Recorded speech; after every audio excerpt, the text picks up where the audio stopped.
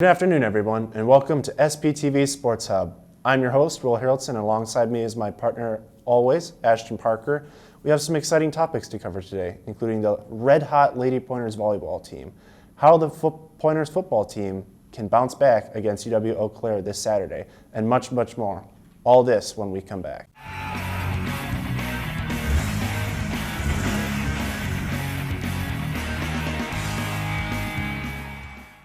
This past weekend, Lady Pointers faced their toughest challenge of the season at the Pointer Invitational, bringing a 9-game winning streak. The Lady Pointers put at stake against 3 straight teams ranked in the NCAA Division III Top 25 rankings.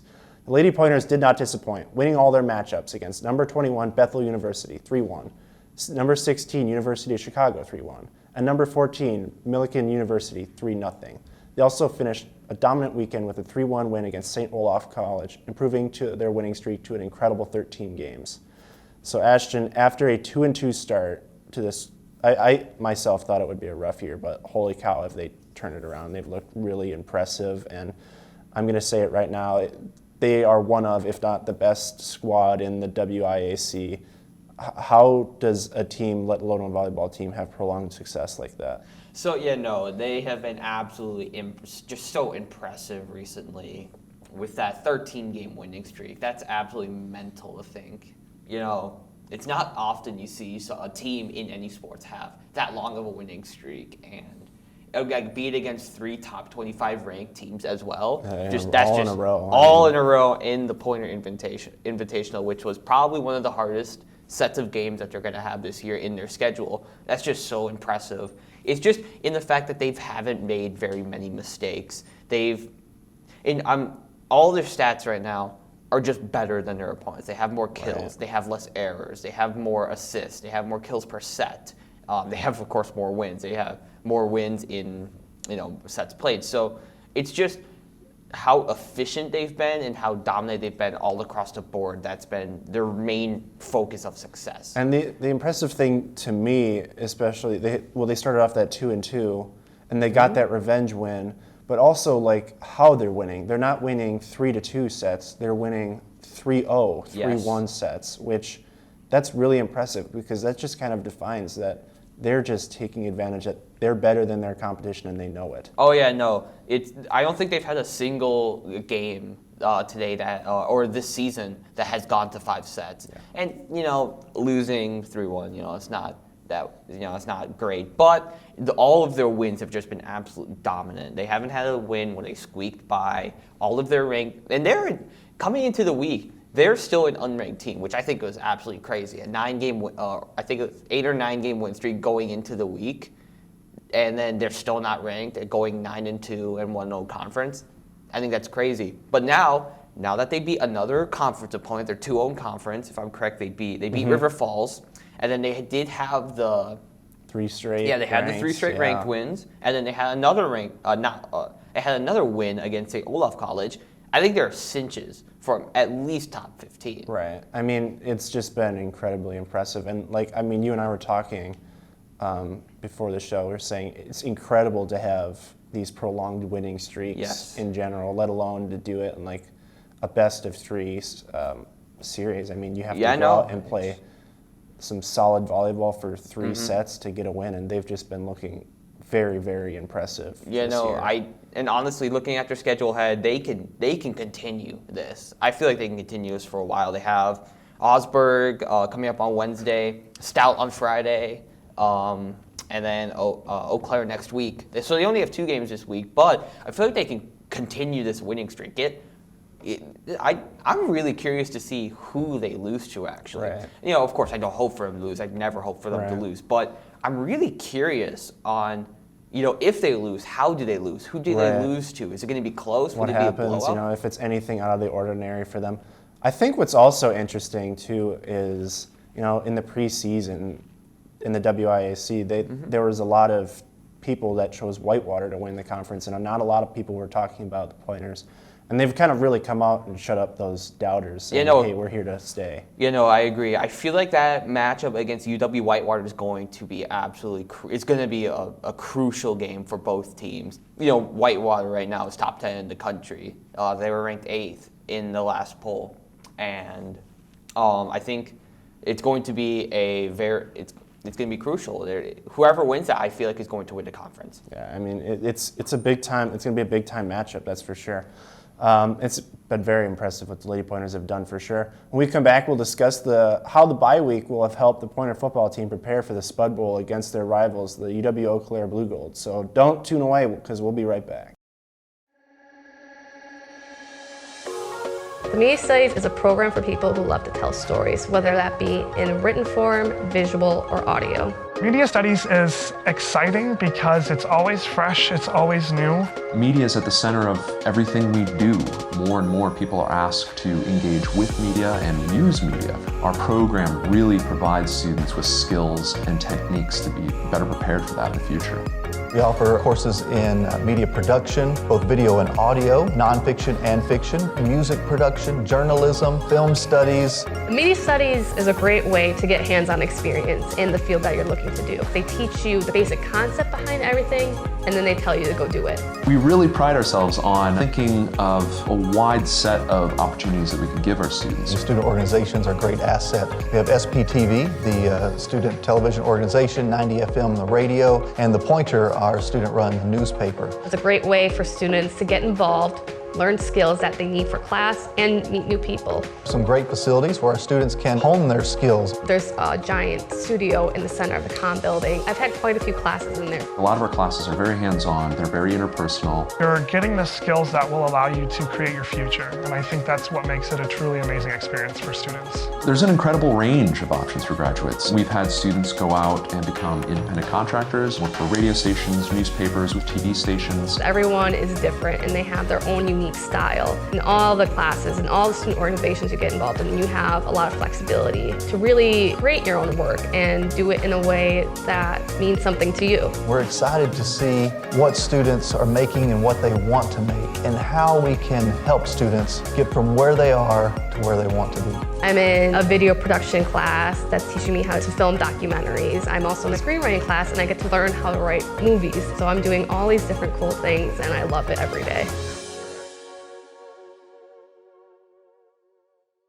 Welcome back to SPTV Sports Hub. This past week, Pointers football team had some time to practice to prepare for the upcoming Spud Bowl against UW Eau Claire.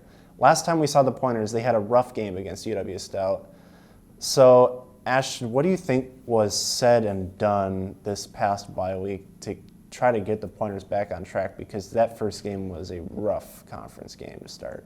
I feel like what during the bye week, what they had to do was they had to take this week to kind of refresh. They needed to, regroup, because that game was it was rough. They did pretty poorly on all cylinders, and they were not really the best that they can be. And we've seen them; they can be a really, really good football team. Yeah, just look at the first two games. Yeah, exactly. But against Stout, they didn't look like that. They didn't look like what they were the first 2 weeks. I think the thing that really hurt the Pointers the most was the miscues, like the interceptions, the bad snap on a punt goes over the kicker's head. They gave him a short field. So really, they really beat, not taking anything away from Stout, that's a really good football team. They're playing really tough number 2 Whitewater this weekend.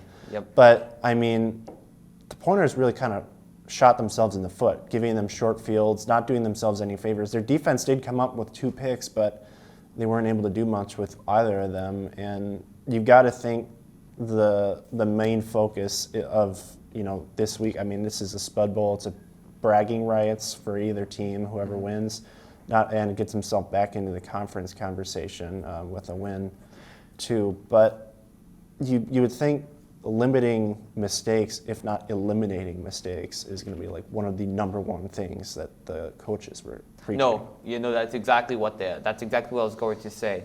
I feel like the main name of the game against UW Stout was that they were sloppy. It was not clean. It was the first home game in a year and a half. Yeah. And they came out like that, and it was really disappointing. But I think with this bye week, it gave them extra time just to clean up their, gave them time to clean up what the miscues, the mistakes, and hopefully against Eau Claire this weekend they can come out as a cleaner, tighter football team and come out with a win. I also think a point of emphasis as well is going to be to give Max Hero some time in the pocket, because he did throw those interceptions, but a few of them weren't necessarily his fault. He was trying to get the ball out last second, try to get out of bounds, but with the guy in his face, kind of too late, threw a pick. So giving him some presence is going to be, or giving him a good pocket presence is going to be important too. And I also think that having a solid run game too is going to be very beneficial. Get that pressure off of his back and allow him to make plays, because we saw him use his legs earlier in the game. That was maybe the only bright spot on the Pointers offense that entire game. Yeah, no, I feel like something that I was hoping the offensive line really needs just to protect Hero more. They need to open up some space for the running backs too, because Stout completely just hammered them in terms of both of those things. They got to Hero a lot, which caused a lot of turnovers, and then they didn't give the running backs any space to room. And that's exactly what they're supposed to do. But I feel like the offensive line needs to give them more time. Absolutely. And the defense did make, like we said, they made some plays to keep themselves in the game. So I feel that in every game that they play, thus far the defense will keep them in a bit of a position, but the big play has kind of been their Achilles heel. I mean, there was a few big-time runs by that UW Stout running back that kind of pinned them back in a way, and advantage to Stout in that instance. So they're going to have to clean that up for sure. Yeah.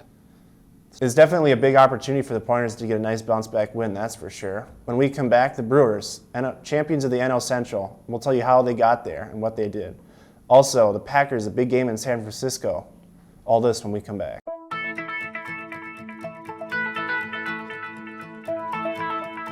College has given me the flexibility to pursue my passions and my interests, and I've recreated my identity for myself aside from just being an athlete. My greatest personal discovery has been that I am capable of doing things that I didn't know I was capable of doing. To be able to study what I wanted to and continue to play the sport I love, all of those things came together very nicely in one package in Division III. Well, it's official. The Brewers are champions of the National League Central Division with yesterday's 8-4 victory against the New York Mets.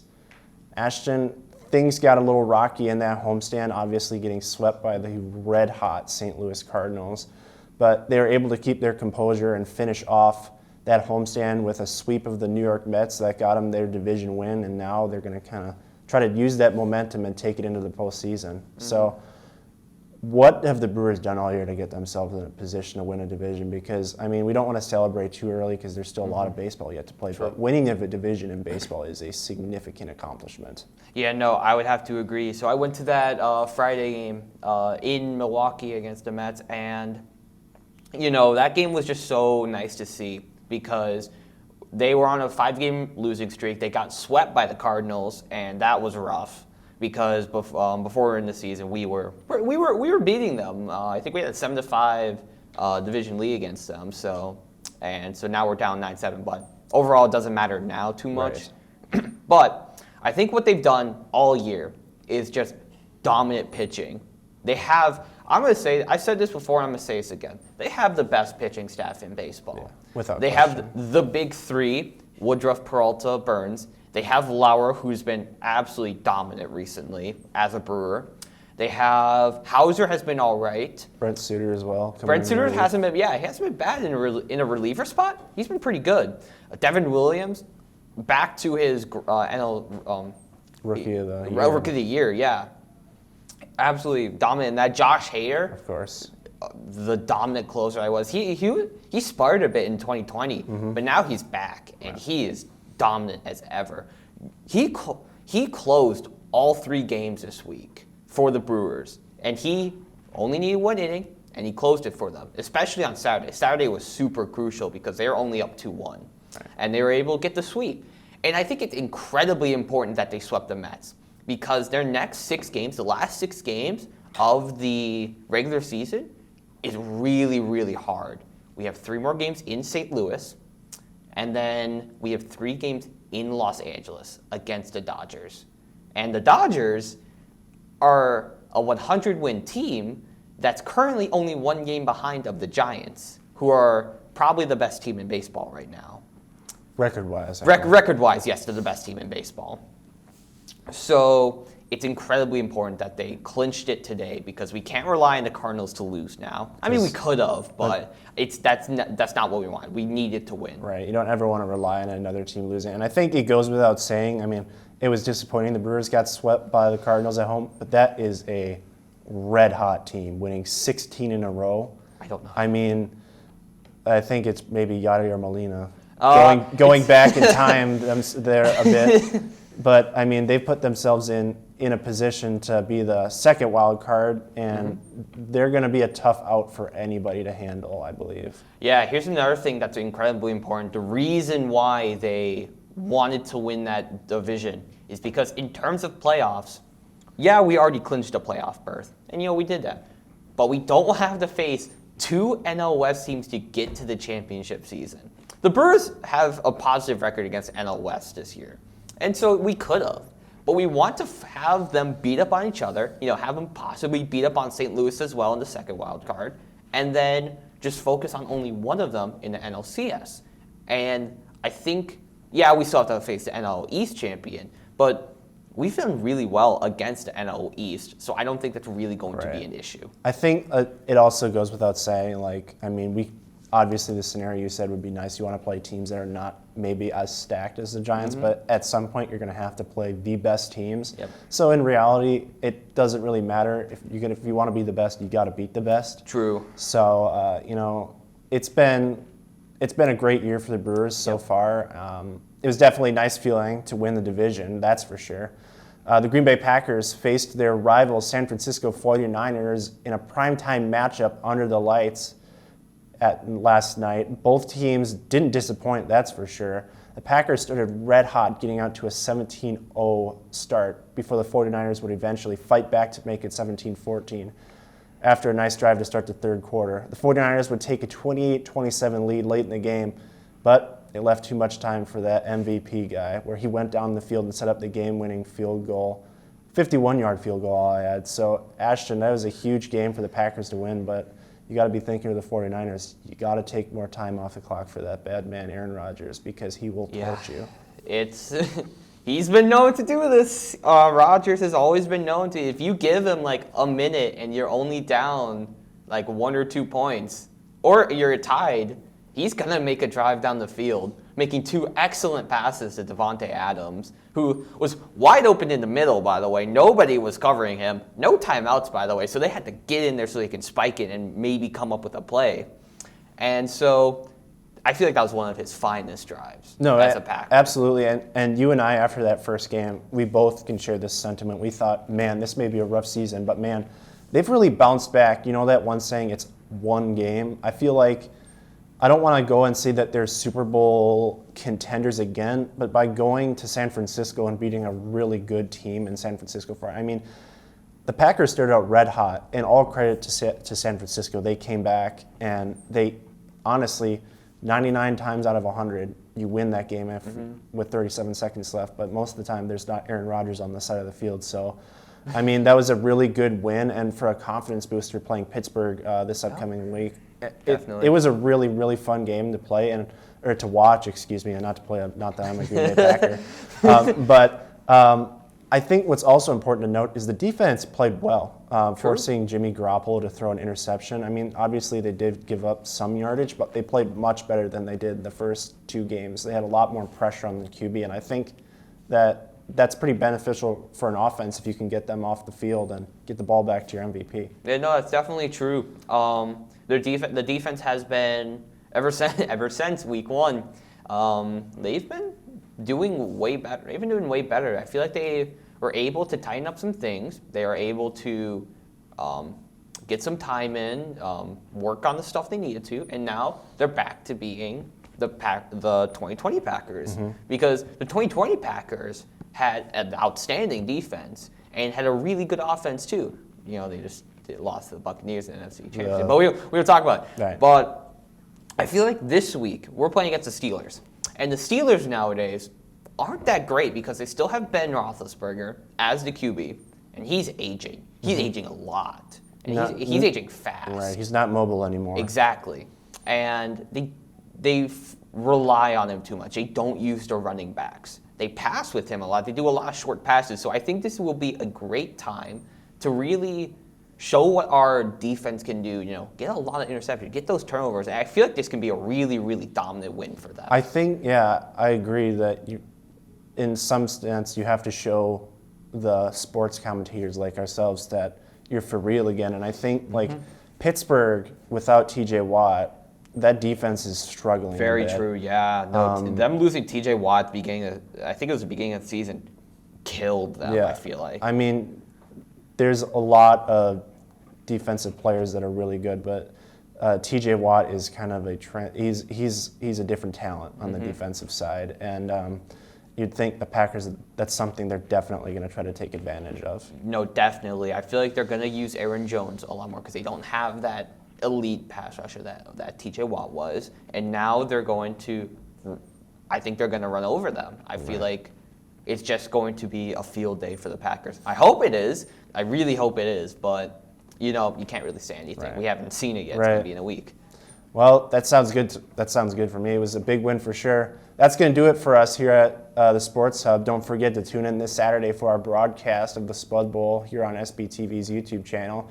For my partner, Ashton Parker, I'm Will Haroldson. We'll see you next time.